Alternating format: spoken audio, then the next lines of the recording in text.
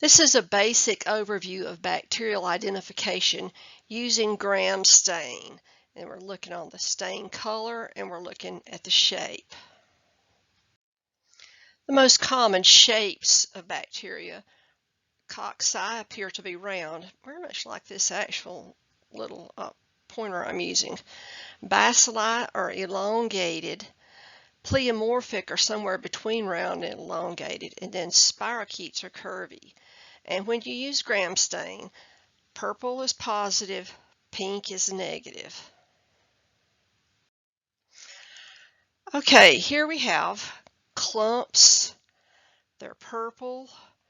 So if you think about it, they're purple, and that makes them gram positive. And they're in clumps, so chances are they're Staphylococcus. What kind of Staphylococcus? We can't tell from this point. Too soon to say. Okay, here we have, they're still round and they're in strips. See how they're connected up into strips? Chains. Cocci in chains. So that's Streptococcus, gram-positive cocci in chains. Does this mean it's pathogenic strep? No. Easiest way to tell on that is doing a strep test. Here we have elongated shapes, and they're blue, so that means they're gram-positive. They're elongated, so they're bacilli. And that's all we can really tell about these. These are elongated, but they're brilliantly pink. So these are gram-negative bacilli. Here we have Curlicues. So these are really, actually they're gram stain non-reactive. They stained blue, but had you done the counter stain, they may have been multicolors. And this is actually syphilis.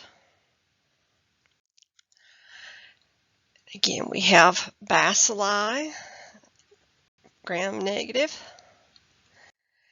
And this is salmonella. Now, how I absolutely positively know it's salmonella is that it was labeled salmonella.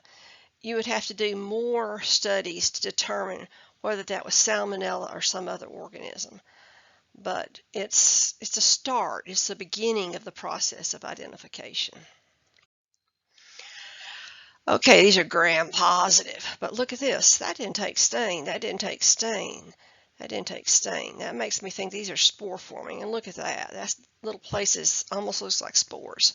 You need an endospore stain to be sure that that's a spore forming gram-positive.